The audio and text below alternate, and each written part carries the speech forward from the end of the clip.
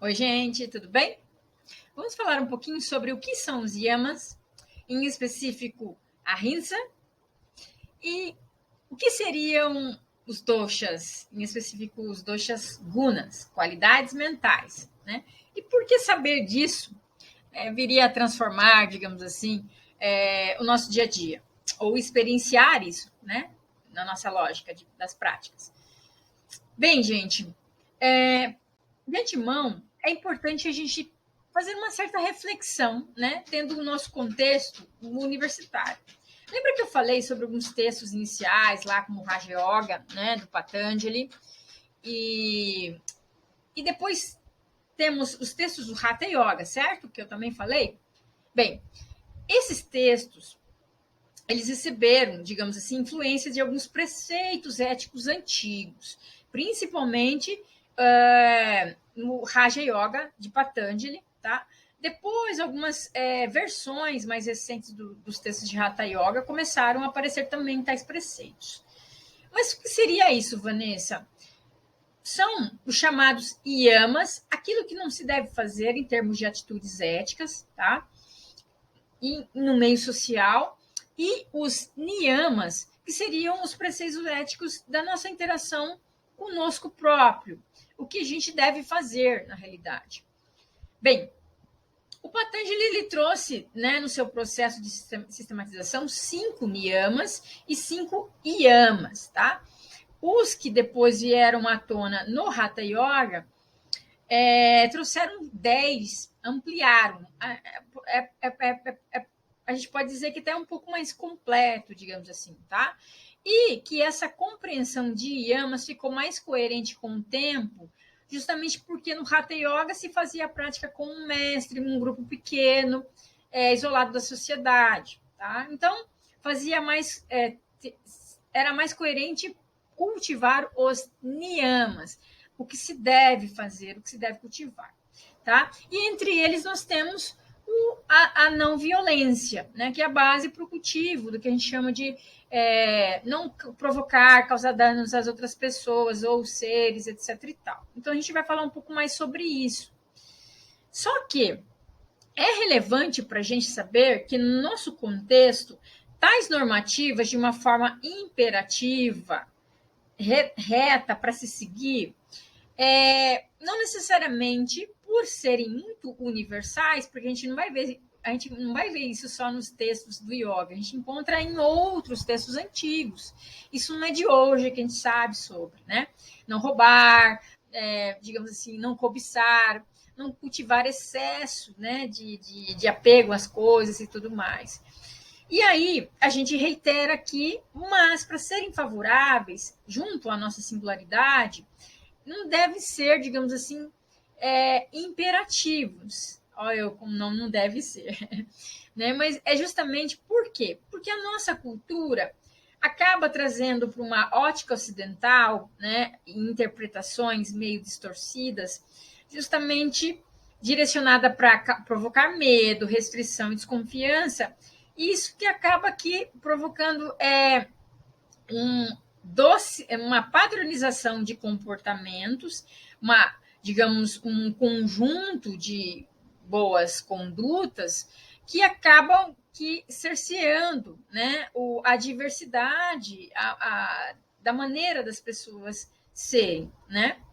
Então, né, para contribuir, digamos aqui, a gente vai trazer tais preceitos, mas de forma mais a levantar reflexões, questionamentos a partir deles, né? Afinal, o que seria cultura de paz no social, né, no ambiente e junto ao individual, né?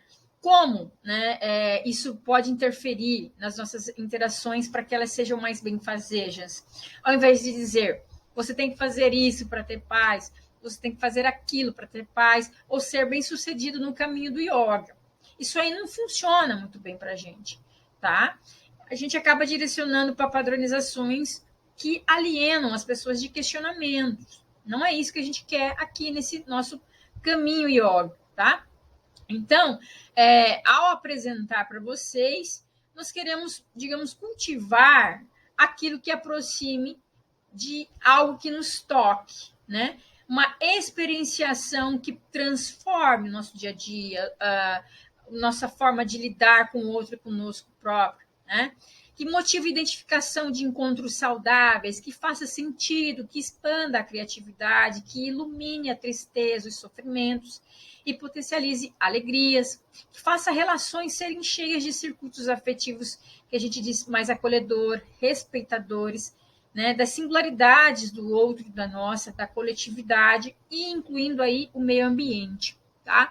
E por isso, então, apresentar esses preceitos éticos de atitudes para vocês, né? A gente tem um intuito de não fazer você segui-los como uma reta, né? Mas como questioná-los, para encontrá-los e senti-los, experienciá-los enquanto em contato com a sociedade, amigos, colegas, familiares, desconhecidos e consigo próprio, né? Para se experienciar isso no nosso dia a dia de uma forma extremamente mais consciente, né? Transformadora, potencializadora daquilo que nos faz bem, tá? E evitar aquilo que, ou saber lidar melhor com aquilo que não nos faz bem, digamos assim.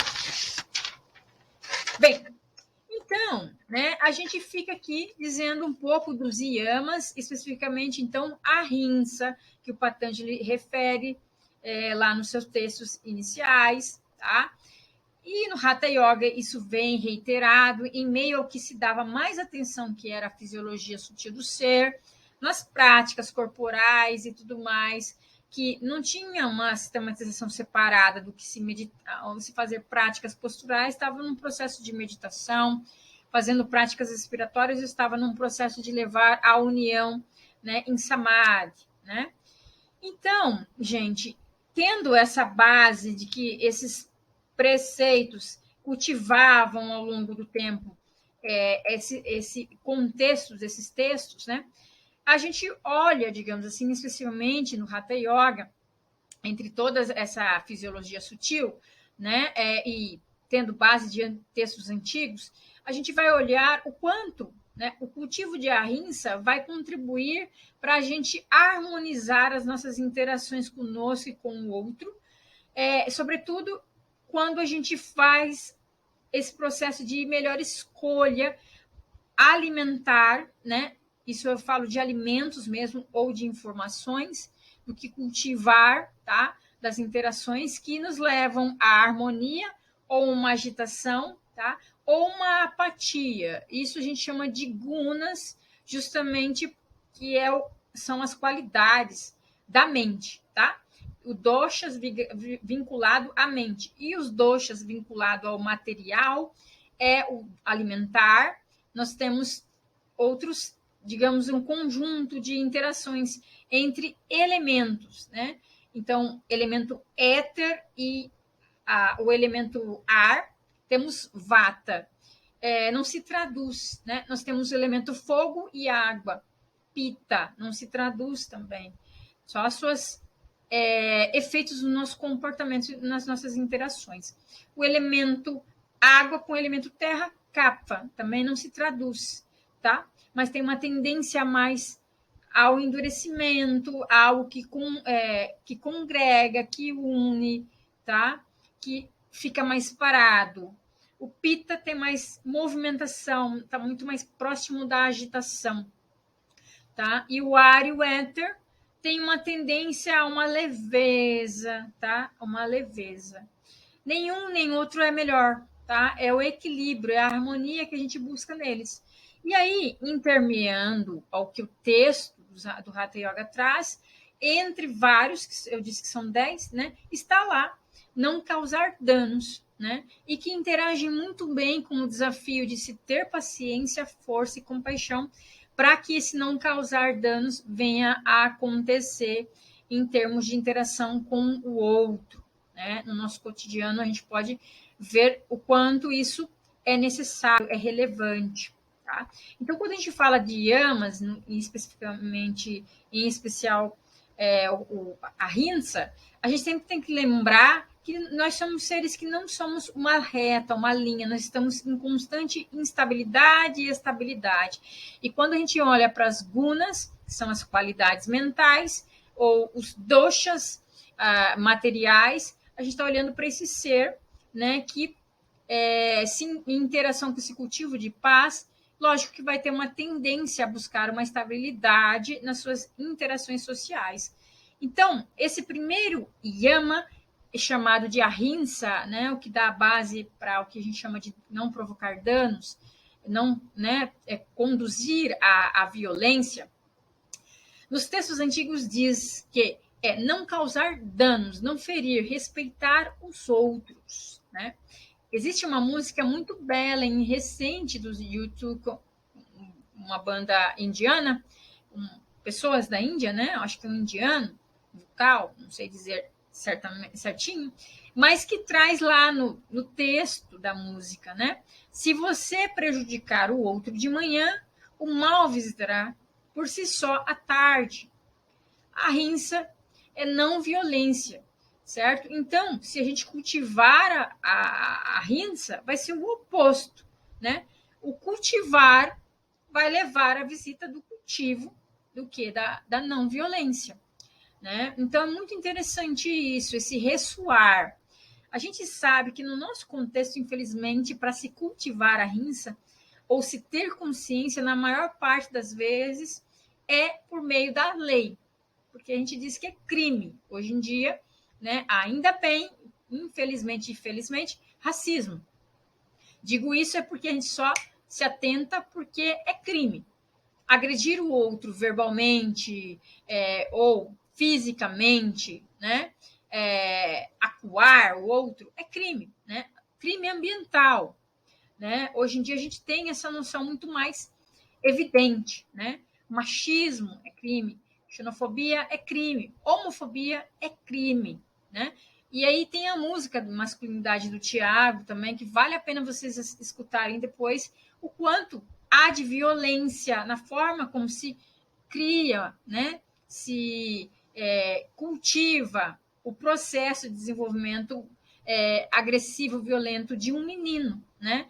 O que esse menino tem que ser para ser másculo, né? O que leva a ele ter como comportamento violento consigo e com o outro. Isso é extremamente violento, agressivo. Então, o que a gente busca aqui, Vanessa?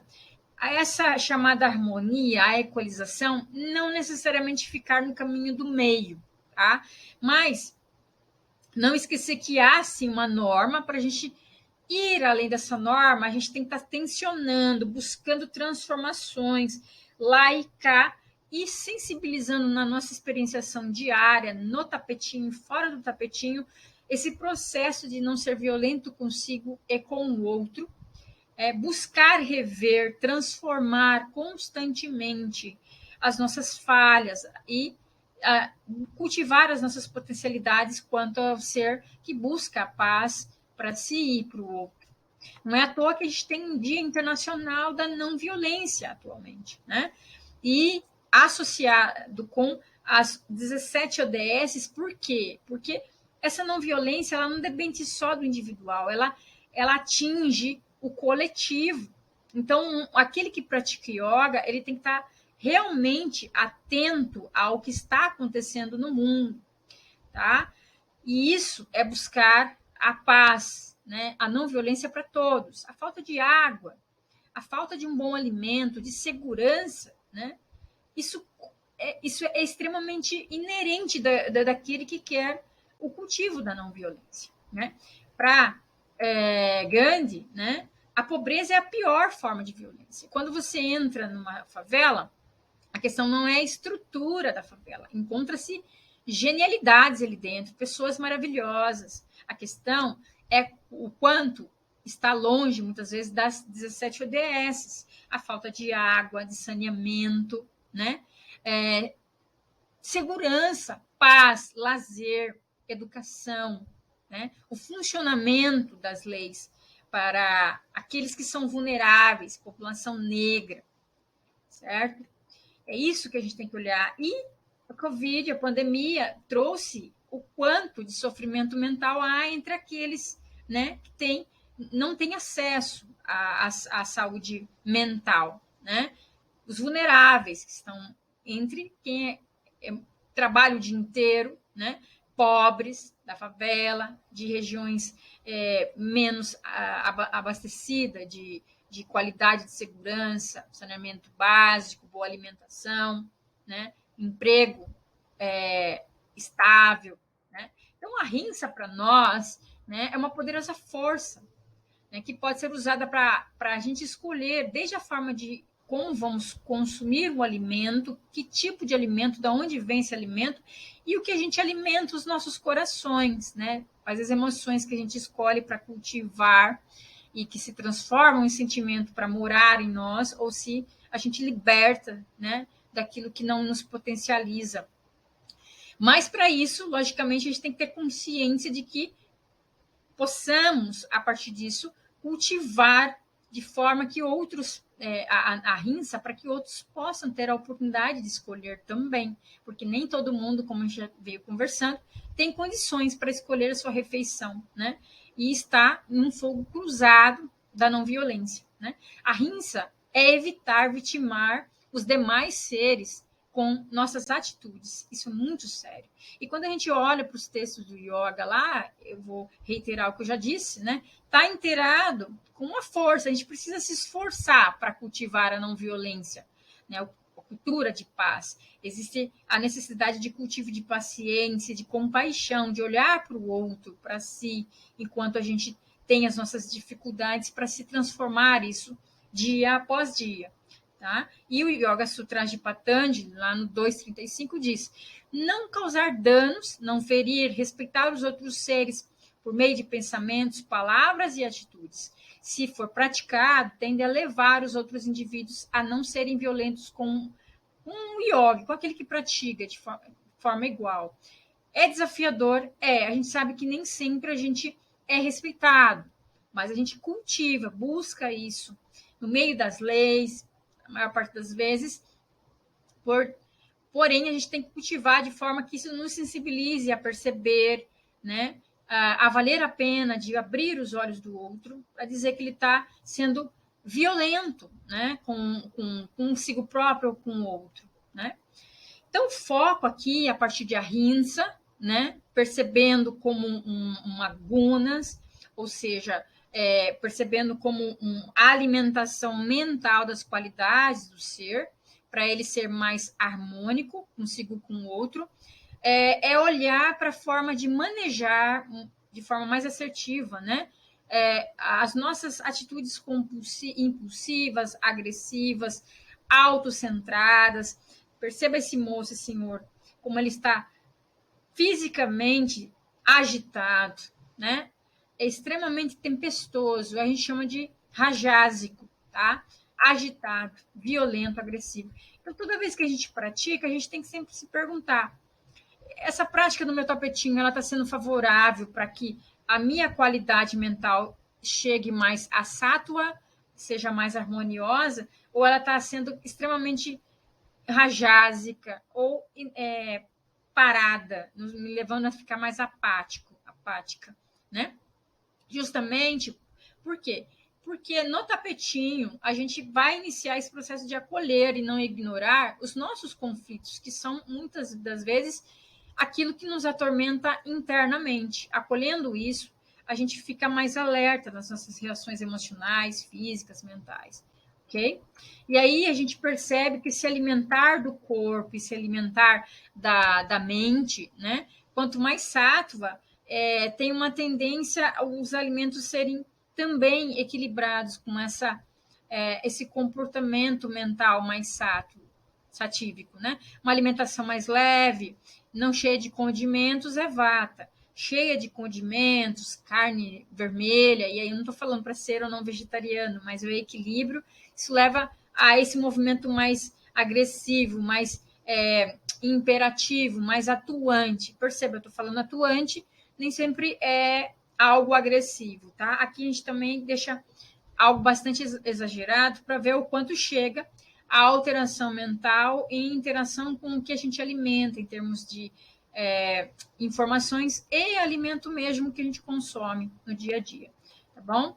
Então, o yoga, por meio dele, a gente cultiva, sim, a rinsa, logicamente, atravessado pela forma de agir compassiva, autocompassiva, mais atento a coisas peculiares do cotidiano, né? E quando isso é negligenciado, infelizmente a gente se separa de nós mesmos.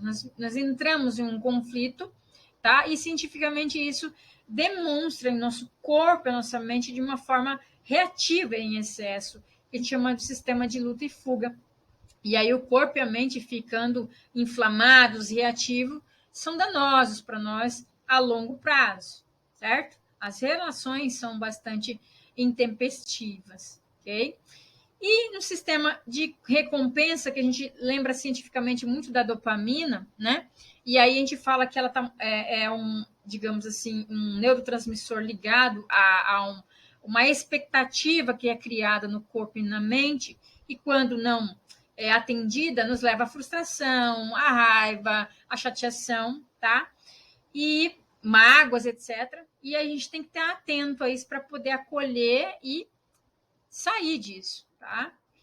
Então, fora do tapetinho é essa interação com o social, né? Então, tudo que a gente viu lá atrás também está vinculado a esse questionar. Fora do tapete, realmente eu estou conseguindo encontrar e não ignorar o que está me levando a conflitos, né? Justamente o que tem aí? A nossa alimentação, e a gente considera também o clima local, está mais quente, mais frio, o mais seco, o dia a dia no trânsito, as discussões políticas, pandemia, tudo isso leva e repercute, né, no nosso físico, no nosso emocional, nas relações com o outro, no nosso comportamento conosco próprio, e a nossa espiritualidade às vezes fica lá embaixo, tá? Então, quanto mais a gente olha para isso, a gente está tentando balancear, tá? Às vezes a agitação, movimentação, né, a atitude em rajas, né, é interessante, ela não é 100% toda hora negativa, assim como tamas é necessário um recolhimento em alguns momentos, porém não a apatia contínua, certo? Isso que a gente tem que olhar. E decai aqui novamente, tá? A forma como nos alimentamos em termos de informação, em termos do que a gente cultiva mentalmente, né? O que a gente consegue ou não higienizar nossa mente, e o que a gente cultiva em termos de alimentos. Se a gente tem condições para escolher, né? Ou compartilhar com outro bons alimentos, né? Para não ficar num contínuo que leve a esse excesso de cultivo de rajas e tamas a todo momento, tá? E em alguns momentos a gente saber, né? A dose que é necessário nesse cultivo ou não de rajas e tamas, ok? Então, o foco, né? É o melhor cultivo de atividades mentais, corporais mentais mais alegres, né? De uma abertura social, com pessoas realmente que nos acolham, de confiança, para esse cultivo da compassividade com o outro, ajudar o outro é relevante, nos ajudar, deixar ajudar também é muito importante. Tá? Então, o yoga, por meio do cultivo de ahimsa, permite o cultivo de compaixão, autocompaixão, atenção plena, como a gente já disse, né? E se cultivado, o ser reconhece outras possibilidades de si, mais saudáveis, né? De preferência, o corpo e mente se tornam não duais. Há um cultivo da unidade do ser, né? Amenizando ou cessando aí os conflitos internos.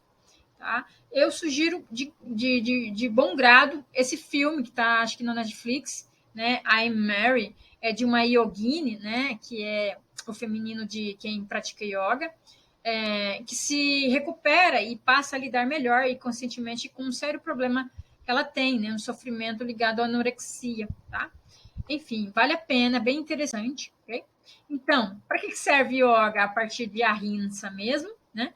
Certamente que não é só para a gente colocar o pé atrás da cabeça. No yoga a gente nem faz isso, tá, gente? Eu estou exagerando aqui, literalmente para a gente não ficar focando na performance de uma postura, mas o que ela nos faz sensibilizar para a nossa atitude de não ser violento enquanto estamos praticando, agressivos com o nosso corpo, com a nossa respiração, e isso também decai no nosso dia a dia, no cotidiano, junto às outras pessoas, tá bom? Então, aí, é um contínuo de transformação em vida, por meio dos corpos internos nossos, né? Esse alimentar, dessa coisa mais sutil, né? Da respiração, da mente, para ampliar o diálogo com a sabedoria e a felicidade, né? E quando a gente pratica a Ahimsa, a gente cultiva a harmonia, tá bom? A harmonia. É isso aí. Namastê, gratidão. Em breve nos vemos. Tchau, tchau.